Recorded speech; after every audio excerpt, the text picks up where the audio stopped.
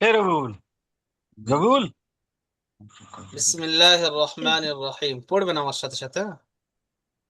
بسم الله الرحمن বিসমিল্লাহির الرحيم. রহমানির রহিম। بسم الله الرحمن الرحيم. রব্বি ইয়াসসির ربي ربي يسر يسر ওয়ালা তুআসসির ولا ولا تعسر تعسر ওয়াতাম্মিম وتمم وتمم বিল খাইর بالخير. ওয়াবিকা নাস্তাঈন وبك نستعين. ইয়া ফাত্তাহ يا يا ستار. রব্বি জিদনি ইলমা। ربي زدني علما. প্রতিটা জিনিস শুরু علما. করতে গেলে আল্লাহ রাব্বুল ইজ্জাতের কাছে সাহায্য চেয়ে নিয়ে শুরু করতে হয়। তো দোয়ার মানেটা দেখবেন, রব্বি ইয়াসসির, আল্লাহ তুমি সহজ করে দাও, ওয়ালা তুআসসির, তুমি কঠিন করো না, ওয়াতাম্মিম বিল খাইর, তুমি ভালাইয়ের সাথে পরিপূর্ণ করে দাও, ওয়াবিকা নাস্তাঈন, আল্লাহ আমরা তোমারই কাছে সাহায্য চাই। আমরা মুসলমানরা কার কাছে সাহায্য চাই? আল্লাহর কাছে ছাড়া অন্য কারোর الله কাছে সাহায্য চাই না। الله الله الكتاب جل. ইয়া ফাত্তাহ, হে يا খুলনাওয়ালা, فتاح. রব্বি জিদনি ইলমা, আমার ইলমকে বাড়িয়ে দাও, আল্লাহ আমার ইলমকে বাড়িয়ে দাও। এটা আল্লাহর কাছে দোয়া চেয়ে নিয়ে শুরু করা হচ্ছে। চলেন, সবক নম্বর 1, এটা প্রথম পাঠ। মুফরাদাত। মুফরাদাত কাকে বলে? মুফরাদাত মানে হলো আলাদা আলাদা, প্রতিটা অক্ষর আলাদা আলাদা, পৃথক পৃথক, আলাদা আলাদা, একে মুফরাদাত বলা হয়। ঠিক আছে, চলেন প্রথমে দেখি। আলিফ, বাংলায়ও লেখা আছে, ألف. মানে নতুন যারা, প্রথমে তো আর মনে থাকবে না একবার করে পড়লে বা দুবার করে পড়লে, তার জন্য বাংলা লেখা থাকে প্রথমে। তারপর আছে বা, পড়বেন আমার সাথে সাথে পড়বেন, হ্যাঁ তবে হবে। বা, با তা, تا. تا সা, تا. تا জিম, زين. جيم হা। ها. ها এবারে একটা জিনিস আমাদের মাথায় খেলছে, যে হুজুর বিভিন্ন জায়গায় গিয়ে অক্ষরের বিভিন্ন জায়গায় বিভিন্ন রকম টান হচ্ছে, বিভিন্ন জায়গায় গিয়ে বিভিন্ন রকম টান হচ্ছে, এর কারণটা কি বুঝতে হবে। এখানে আলিফে একটা চিকে চিহ্ন ছেড়ে গিয়েছে, দিয়ে দিলাম ওই জন্য লাল মার্ক দিয়ে। তো আলিফের জায়গায় লেখা আছে চিকে, অর্থাৎ একে টান দেওয়া যাবে না। ভালো করে বুঝবেন, অনেকে হয়তো ভাবছেন যে আমি একবার পড়েছি হুজুর, জানি। সেই হিসেবে দেখেন, এখানে আলিফের কাছে চিকে লেখা, অর্থাৎ এখানে একটুও টান দেওয়া যাবে না আলিফকে। বার উপরে দেখেন লেখা রয়েছে এক, অর্থাৎ একে একালিক পরিমাণ টান দিয়ে পড়তে হবে। তার উপরে লেখা রয়েছে এক, অর্থাৎ একে একালিক পরিমাণ টান দিয়ে পড়তে হবে। সার উপরেও লেখা রয়েছে এক, অর্থাৎ একে একালিক পরিমাণ টান দিয়ে পড়তে হবে। এখানে জিমের কাছে দেখেন তিন লেখা রয়েছে, অর্থাৎ একে তিন আলিফ পরিমাণ টান দিয়ে পড়তে হবে। ঠিক আছে, এবার আমাদের প্রশ্ন, যে আলিফ কাকে বলে, এক আলিফ, দু আলিফ, তিন আলিফ, আমরা বুঝবো কিভাবে? বুঝতে হবে তো এক আলিফ কতটা পরিমাণ, পরিমাণ বুঝতে হবে যে কতটা পরিমাণ হলে তবে এক আলিফ হয়। দেখেন, এই হাতটা খোলা হাত আছে, স্বাভাবিকভাবে বন্ধ করতে যতক্ষণ টাইম লাগে এটা হলো এক আলিফ। তাহলে আপনি যে অক্ষরের উপরে এক লেখা রয়েছে সেই অক্ষরটা যখন পড়বেন কেমন করবেন? স্বাভাবিকভাবে হাত বন্ধ করতে যতক্ষণ টাইম লাগে এটা এক আলিফ, বা এই বন্ধ হাতকে স্বাভাবিকভাবে খুলতে যতক্ষণ টাইম লাগে এটা হলো এক আলিফ। তাহলে আপনি যেখানে তিন আলিফ টান দেবেন সেখানে কি এক, দুই, তিন, এটা তিন আলিফ হলো। তাহলে যেখানে তিন লেখা রয়েছে তাহলে হাত আমরা এরকম করে এক, দুই, তিন, এদিকে হাত আরাম তিনবার হবে আর এদিকে অক্ষর উচ্চারণ করবো। যেমন ধরেন জিম, জিমের কাছে দেখেন তিন লেখা রয়েছে, তো দেখেন জিম, দেখতে পাচ্ছেন? زين. ফের দেখেন, ফের চলেন, ফের শুরু থেকে বুঝতে হবে। না বুঝতে পারলে জিজ্ঞাসা করবো লাস্টে, ঠিক আছে? বলবেন যে এটা বুঝতে পারি না। আলিফ পড়েন, আলিফ। আলিফ আলিফ এখানে চিকে চিহ্নটা এটা হচ্ছে কি লেখার ভুলের জন্য এটা হয়েছে, টাইপিং এর ভুল। তো আলিফ এখানে চিকে চিহ্ন হবে, অর্থাৎ আলিফ আলিফ এখানে টান হবে না। হ্যাঁ, বা।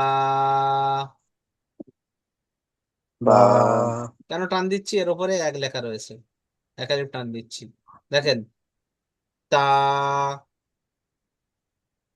তা তা হুম, তা। তা তা সা।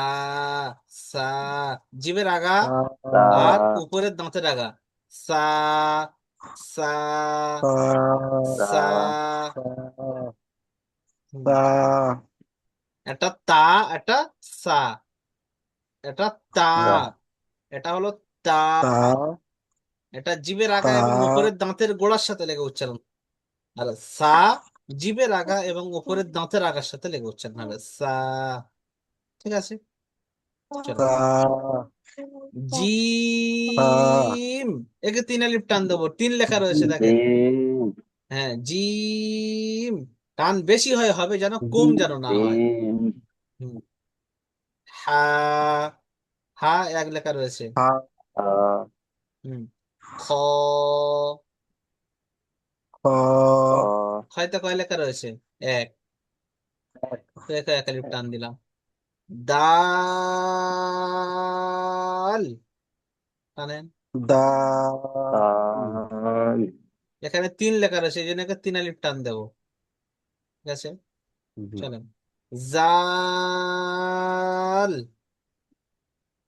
জাল জাল এখানে তিন লেখা রয়েছে, অর্থাৎ একে তিন আলিফ টান দেবো। তারপরে দেখেন, র, এখানে এক লেখা রয়েছে, র এক আলিফ র টান দেবো।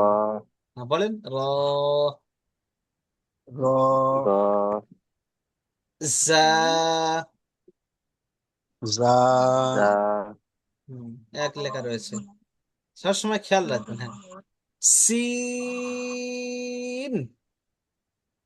সিন সিন হুম, সিন। সিন সিন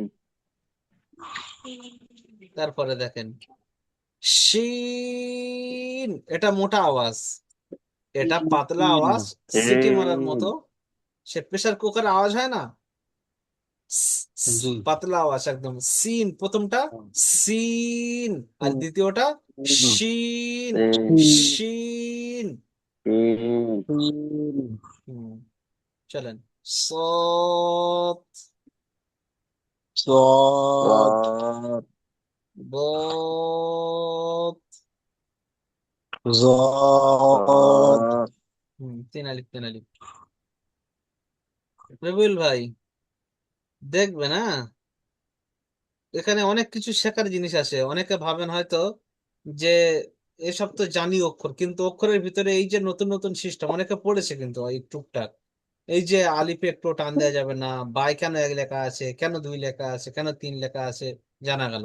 এবার আরো একটা জিনিস জানবো, সে এটা কিন্তু বেশিরভাগ মানুষ বলে না।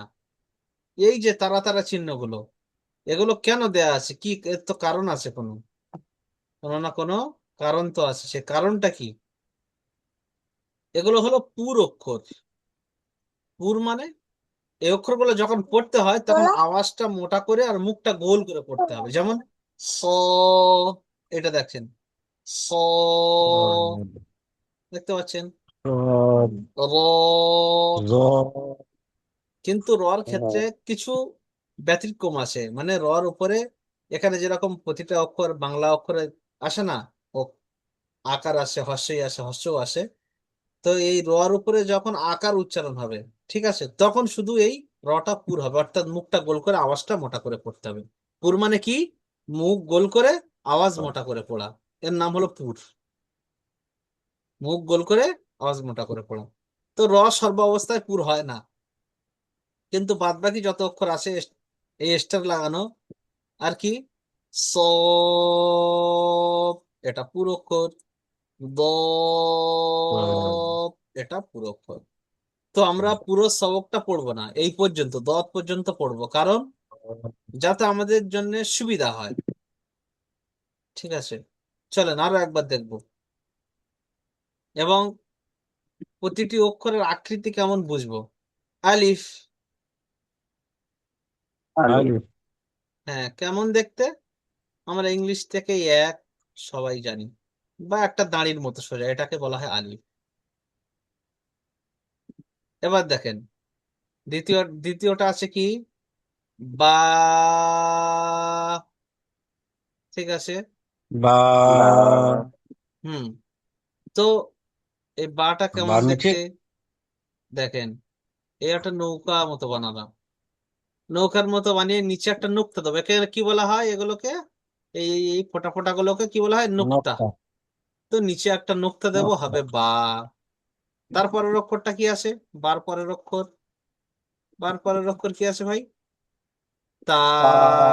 তা। হ্যাঁ, তো কি করে হবে তা? চলেন এর নিচের এটা কাটেন, কেটে দিলাম, উপরের দুটো নোক্তা দিলাম, হয়ে গেল কি ভাই? তা। শুধু নোক্তার তা। খেলা, এখান থেকে ওখানে, এখান থেকে ওখানে। তারপরের অক্ষর কি আছে? সা। তা। এর উপরে আর একটা নোক্তা লেগে দিলে হয়ে যাবে তা। তা। হুম, সা হয়ে গেল। এবার আমরা দেখব, এখানে দেখেন এইরাম গিয়ে এইরকম এসে এইরকম এস, কিছুটা সে কাস্তে বললেই চলে। চলেন, তো জিম হতে গেলে এইরকম হয়ে মাঝখানে একটা নোক্তা দিলে হবে কি? জিমের পেটে একটা নোক্তা লাগিয়ে দিলে কি হবে? এরকম লিখে একটা নোক্তা পেটে দিলে সিন। সিন। জিম। আচ্ছা, জিমের নোক্তাটা উড়িয়ে দেব, তাহলে কি হবে? হা। হা। হ্যাঁ। এবারে এই হার উপরে একটা নোক্তা লাগাবো, কি হবে? খ। ও। তাহলে আমরা তিনটে জিনিস দিয়ে কটা অক্ষর বুঝলাম? 4 3 7, 7টা অক্ষর বুঝে নিলাম। আর আমরা বুঝবো মাত্র 6টা 7টা অক্ষর। চলেন, দাল কেমন দেখতে? এইরকম কিছুটা, দাল। কিছুটা কিসের মতো দেখতে? সাইকেলের ইনের মতো দেখতে, দেখেন কিছুটা। এর উপরে একটা নোক্তা লাগাবো, কি হবে? জাল। জা। দেখতে পাচ্ছেন? তারপরে দেখেন, এখানে এইরকম লেখা রয়েছে, এরকম, এইরকম। র। এটা কি? র। দাঁড়া। আচ্ছা, এর উপরে একটা নোক্তা লাগাবো, কি হবে? জা। যা। তাহলে আমরা একটা একটা করে অক্ষর দিয়ে অনেকগুলো অক্ষর চিনে ফেলছি, শুধু নোক্তার হেরফের। তারপরে দেখেন এইরকম দাঁত দাঁত একটা লেখা রয়েছে, এই দিয়ে এরকম গোল করে আছে, যেমন এই। তো একে কি বলবো? সিন। সিন। সিন। পড়তে থাকবেন ভাই, আমার সাথে সাথে যদি না পড়েন সমস্যা হবে। সাথে সাথে যদি পড়তে থাকেন তাহলে দেখবেন সবকটা অনেকটাই ক্লাসে হয়ে গেছে। এখন তো অক্ষর চেনার বিষয়, এর পরে তো আরো ভালো বুঝতে পারবেন যে এরকম সাথে সাথে পড়লে সবকটা পুরো ক্লাসেই হয়ে যাবে। তো সিনের উপরে তিনটে নোক্তা দিলাম, কি হলো? শিন। সিন। হ্যাঁ। সিন। হুম। এবারে দেখেন, ওর পালা শেষ হয়ে গেল, এবার আমরা দেখবো সৎ, এইরকম দেখতে, এইরকম। এই যে তোর। মাউস দিয়ে লিখছে, একটু উল্টো পাল্টা হচ্ছে, চলেন। সৎ। এর উপরে একটা নোক্তা লাগাবো, কি হবে? দত। সদের উপরে একটা নোক্তা লাগালে কি হবে? বত। জব। হ্যাঁ, বত লেখা আছে, দত। ঠিক আছে। বত। চলেন, তো এই অক্ষর মোটামুটি আমরা বুঝতে পারলাম। এবার আপনাদের একটু কাজ করতে হবে, প্রথম প্রথম এই মানে 2 3 দিন একটু এই কাজটা করতে হবে, কিছু করার নেই। তারপরে ইনশাল্লাহ আর অত খাটতে হবে না। কিন্তু এই অক্ষর কটা চেনার সময় একটু খাটতে হবে সাবুদ্দিন ভাই, একটু খাটতে হবে, লিখতে হবে। জি। কি করে লিখবেন? এরকম বইয়ের পিডিএফটা বের করে নেবেন, এই যে নুরানি কায়দার পিডিএফটা বের করে নেবেন, নিয়ে আপনি দেখে দেখে পড়বেন আলিফ, আর খাতায় পাশে লিখবেন আলিফ। বা পড়বেন বা, এদিকে লিখবেন বা, বলবেন তা, এদিকে লিখবেন তা। হ্যাঁ, দেখবেন, বলবেন আর লিখবেন একসাথে। এইরকম ভাবে এই 4-5 বার লেখার পরে দেখবেন আপনি না দেখে লিখতে পারছেন। 4-5 বার লেখার পরে দেখবেন আপনি লিখতে পারছেন। আর একটু মন দিয়ে ধ্যান দিয়ে লিখবেন, মানে ধ্যানের সাথে লিখতে হবে ফাঁকা সময়ে। দেখবেন 4-5 বার লেখার পরে আপনি না দেখে পাচ্ছেন। যখন একবার না দেখে পারবেন আর পড়ার দরকার নেই, ব্যাস আর লেখার দরকার নেই, বন্ধ করে দেবেন। তবে কমসে কম একবার না দেখে এই কটা অক্ষর মাত্র একবার চেষ্টা করেন। 4×4=8, 3×4=12, 12×3=15টা অক্ষর। এরপরে এতগুলো অক্ষর আর নেই, এরপরে আর 14টা অক্ষর, ব্যাস। এই কটা লিখতে পারলে কাজ শেষ আপনাদের। আর খাটতে হবে না, এবার খাটনি আমার। এবার খাটনি আমার, অক্ষর কটা চিনে নিলে খাটনি এবার আমার, আপনাদের আর খাটনি নেই। এই কটা তাহলে লেখেন, ভালো করে বেরেনে বসিয়ে জি নেন, ঠিক আছে? জি এবার কার কি বুঝে আসেনি বলেন তো, কি বুঝে আসেনি বলতে হবে ক্লাসে, যে এটা লজ্জা করলে